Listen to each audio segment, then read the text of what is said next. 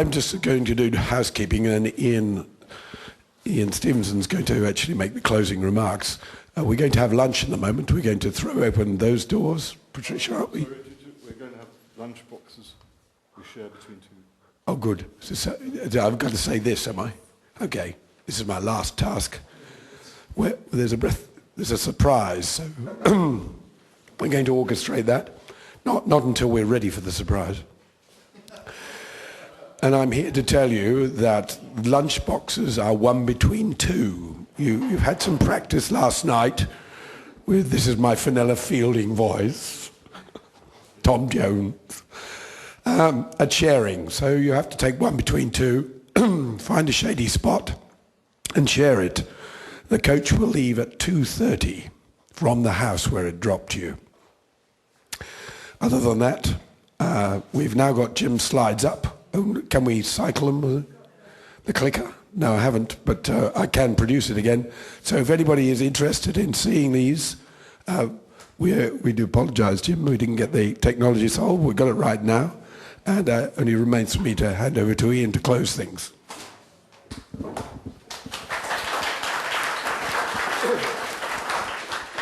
I think this has been a remarkable few days, and what has been most remarkable about it, in my experience working in historic houses for a very long time, is, and I started off in New South Wales, working in Sydney in order to meet people working in the same area. In Melbourne, for example, you had to go to London. And although federation took place over 100 years ago, although it didn't embrace New Zealand, though one of the principal streets in Canberra was to be called Wellington Avenue, because you didn't join, it's called Canberra Avenue instead. Although federation took place a long time ago, we don't actually seem, as an industry, to have a national forum. We have our state contacts, but we very rarely have contact with each other across different states and across the Tasman. So it is a fairly rare event that this has happened.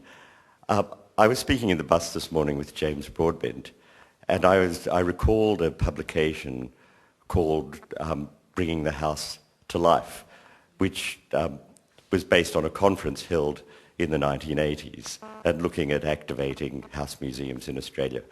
And I'm not sure whether that's actually the last specialised house museum event that took place in this country 30 years ago.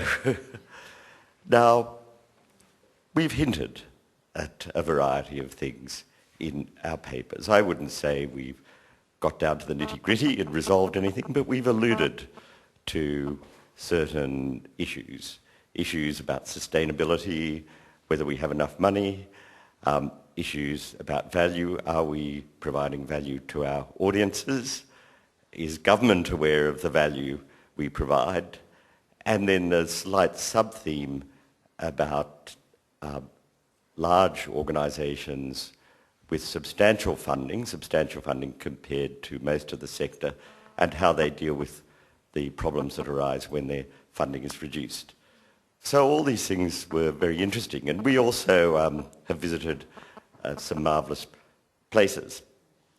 And so I think the question, which is something for all of you to think about, we all know what the downside of the heritage windbag industry is, where people talk for the sake of talking, and I don't think we'd want to establish another forum just for the sake of it, another conference. But do we actually need to get together more than every 30 years? And if we do that, what should the agenda be like? You know, should it just be sharing a few experiences, socialising, or do we actually need a clear set of goals that we see as the urgent matters to be dealt with? But that's really something for you to take away with and perhaps communicate with each other. Now, I especially want to thank Richard, because this event was really Richard's idea.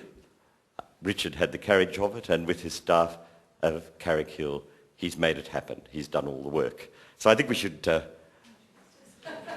well, do it in absentia.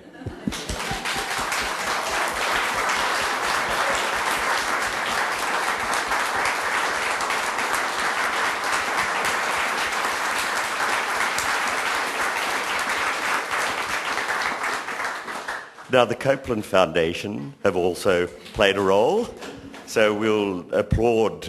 Can you applaud a foundation? I think you can.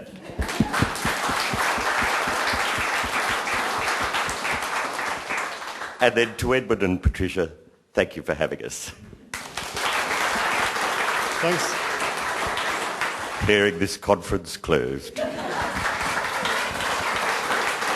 Thanks.